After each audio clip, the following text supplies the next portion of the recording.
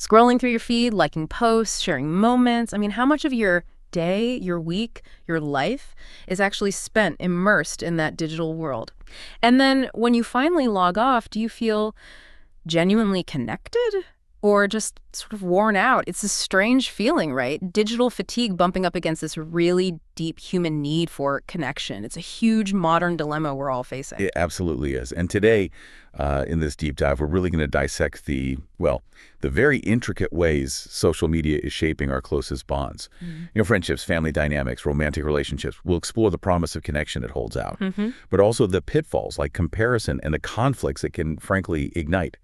Our mission here is to uncover the psychological truths, the health aspects, the social realities behind our everyday clicks and scrolls. Okay, let's unpack this straight away then. Just how pervasive is social media? I mean, back in 2005, it was what? Only about 5% of American adults using these things? Yeah. And today, we're talking nearly 7 in 10.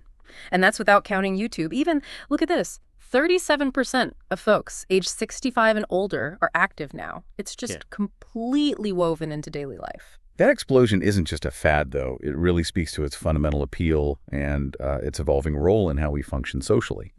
People flock to social media for some pretty vital reasons. It's become this, almost indispensable tool for staying in touch with friends, with family, reconnecting with old acquaintances. And for teenagers, it's particularly critical, forming friendships, even romantic relationships. It's a big part of their social development now. But its use goes way beyond just personal chats. We see it used for civic engagement, sharing important health info, science news, managing family logistics, even getting the news. It's now just as common to get news there as going straight to a news site.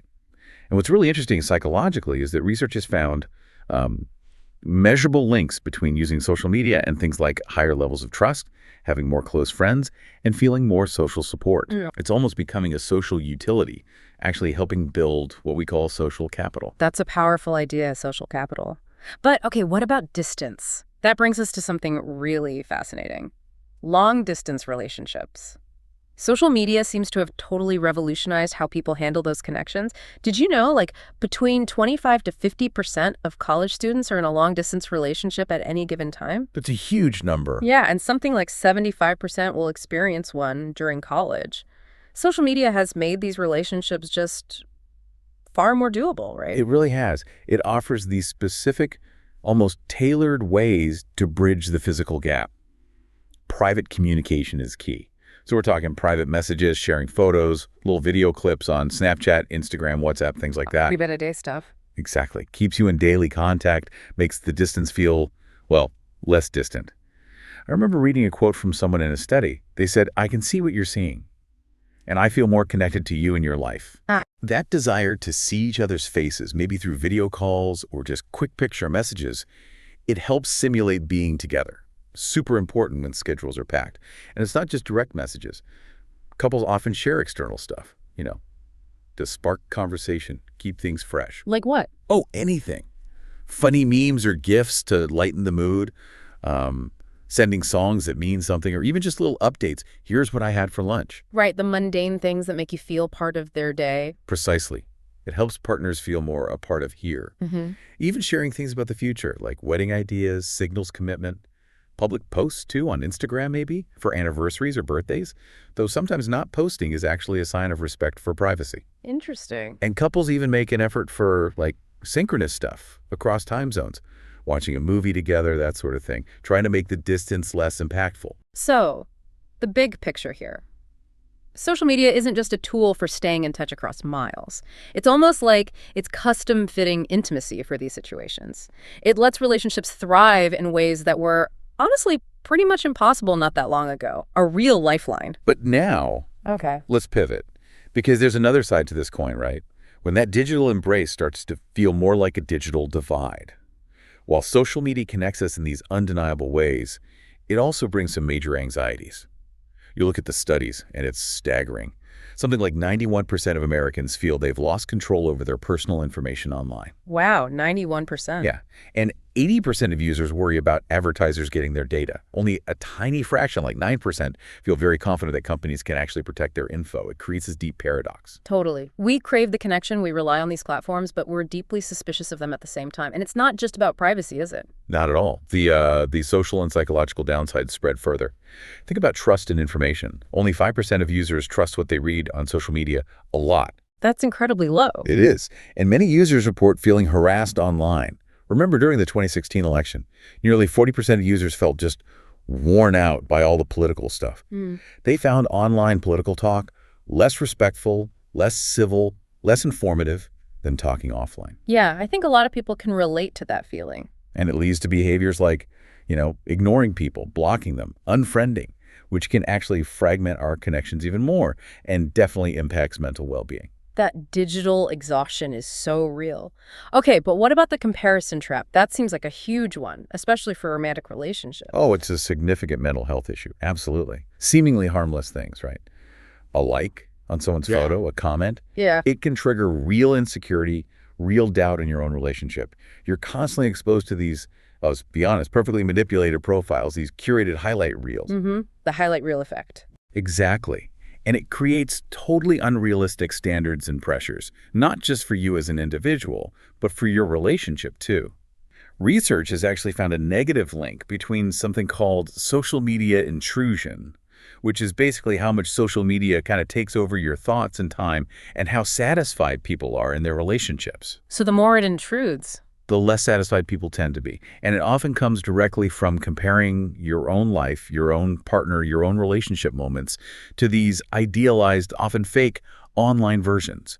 It's like everyone else's life is a constant stream of amazing moments, which can make your own normal, everyday life feel a bit lackluster. You absolutely nailed it. It's like seeing a friend post about some amazing gift or a glamorous vacation. Even if you're genuinely happy for them, there's that little voice, right? Yeah. That subtle comparison that can chip away at your satisfaction with your own partner or your own life.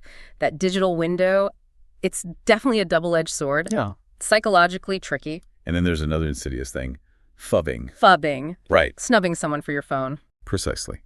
The term was coined back in, I think, 2012. It describes prioritizing your smartphone over the person right in front of you. And it's more than just being rude. It actively undermines mental health and relationship quality. And that's across the board, friends, family, colleagues, and especially romantic partners. It's even been linked to things like increased aggression in romantic relationships. Really? Aggression? Yeah. For the person being phubbed, it triggers feelings of being excluded, stressed out, less valued, like the other person just isn't interested. And the reasons people do it, well, could be smartphone addiction, FOMO, the fear of missing out, maybe social anxiety, using the phone as a crutch, or sometimes just boredom. So let's just picture that. It's not just about how much time you spend scrolling overall. It's those specific moments. Your partner's right there talking to you, but mentally they're checked out scrolling through Instagram. It creates this emotional distance, doesn't it? Impairs communication, erodes trust, intimacy suffers. Definitely. And combating it requires some conscious effort, some concrete strategies for better relational health. We need to actively prioritize face-to-face time, like really engage, make eye contact, put the phone down. Setting up clear, phone-free zones can be super helpful. The dinner table, the bedroom, making those sacred spaces, turning off notifications helps reduce the temptation. Maybe setting specific times just for checking your phone rather than constant dipping in and out. Yeah. Honestly, just becoming conscious of your own device use is probably the biggest first step towards healthier digital habits. Now let's shift focus a bit to the adolescent digital world. This is where connections and conflicts often really collide, especially within families. Social media addiction is a serious concern for teenagers. We define it as, obsessive and intemperate use that starts negatively impacting their relationships, schoolwork, their mental health. And teens are particularly vulnerable, right? They are. Developmentally, they're dealing with intense peer pressure. They're exploring their identity. And let's face it, the platforms are designed to be addictive. Those likes, the notifications, they're little dopamine hits keeping them hooked. So what does this mean practically for families? How does this deep digital immersion affect the family unit itself, not just the teen? Well, recent research paints a pretty clear picture. There's a significant positive correlation found between social media addiction in teens and family problems. Meaning? meaning as addiction levels go up, family problems tend to increase too. More conflict, communication breakdowns, less family closeness or cohesion. Think about it. Excessive use encroaches upon adolescents' time and attention, as one study put it. It pulls them away from meaningful family interactions, from bonding. Right. It disrupts family routines, cuts down on face-to-face chat, and often leads to arguments over screen time. It puts a real strain on the whole household emotional well-being. And this leads us to the role of parents, which is absolutely crucial here. Parenting styles make a difference. For example, what we call authoritative parenting being nurturing, responsive, but also setting clear boundaries and expectations. That style is generally linked to better outcomes for kids, including better mental health. So, warm but firm. Kind of, yeah. Explaining the why behind rules, listening to them, offering support. And it's also worth noting, parents' own social media habits can indirectly affect their kids' well-being, just through how it impacts family communication or potential conflicts. Kids pick up on our habits. That really underlines it, doesn't it? It's so important for parents to try and model healthy tech use themselves, and also just create space for open conversations about it all. It's not just about laying down rules, it's about building understanding and trust, supporting their mental health through it all. It's exactly right. Proactive steps are key. Promoting balanced screen time, really encouraging offline activities and hobbies that build real-world skills and connections. Yeah. And also, trying to address any underlying issues. Sometimes excessive social media use is masking things like stress, anxiety, or low self-esteem. Got to treat the root cause. Okay, now let's venture into territory that feels almost science fiction, but it's happening now. What happens when the tech isn't just the place we interact, but the partner we interact with? We're seeing the rise of AI companions, machines designed to fill roles traditionally held by humans. This is really the next frontier, isn't it? Redefining companionship, challenging our whole psychological understanding of relationships. We've got examples like Replica, that's an AI chatbot built for emotional support. It learns over time, offers personalized, kind of empathetic responses. Then there's Gatebox, which is wild. It's a holographic AI avatar aimed at people living alone and sends messages, controls smart home stuff, creates a sense of presence. And then, more controversially, things like Harmony by RealDoll. That combines AI with a very lifelike robot for, well, romance and physical companionship. Wow. The psychological pull is understandable, though. These things offer a semblance of connection when real-world loneliness is rising. They offer convenience, control. They're always available. No messy human emotions. You can switch them off. Yeah, the control aspect is interesting. And crucially, AI is getting better at simulating human interaction, remembering past chats, showing empathy. It makes them surprisingly appealing social partners for some. It's a truly fascinating development, but Yeah. are we really ready for the psychological fallout? Forming deep bonds with something that ultimately can't feel, can't genuinely understand emotion?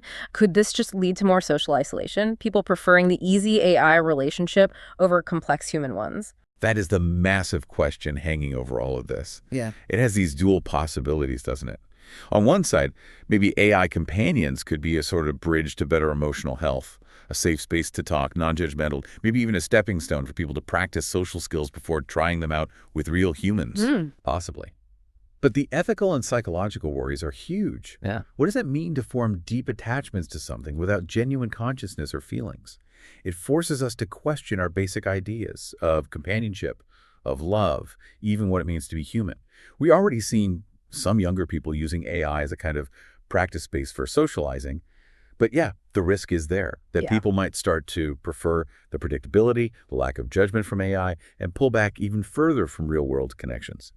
So, summing up our journey today, it's clear social media is this incredibly powerful, complex force in our lives, impacting us psychologically, relationally. It gives us these amazing ways to connect, right? Maintaining relationships across oceans, building support networks, fantastic. But at the same time, it's fertile ground for comparison. It fuels unrealistic expectations, anxieties about our own lives, our partners. Yeah. And inevitably, it can lead to real conflict. From that subtle sting of being phubbed to the serious stuff like addiction and family problems. And now, AI companions are pushing us even further, making us rethink what human connection even is. I think the key takeaway from all this, the real lesson, is that navigating this digital age isn't just about counting screen minutes. It's got to be about consciously re-engaging with what actually nourishes us, what nourishes our relationships, being really deliberate about how we use these tools, making sure they're adding to our lives, not taking away from our most valuable human bonds. Well said. And maybe a final thought for everyone listening. As technology keeps evolving, keeps intertwining with our most personal experiences, how will you choose to strike that balance? Balancing the digital allure with the, frankly, irreplaceable value of real, face-to-face empathy and connection. What boundaries will you set? What intentions will you bring to both your online and offline interactions to really cultivate relational health, emotional well-being? We hope this deep dive gives you some food for thought, maybe even spark some conversations about digital habits with the people closest to you. Join us next time for another deep dive into the fascinating complexities of our world.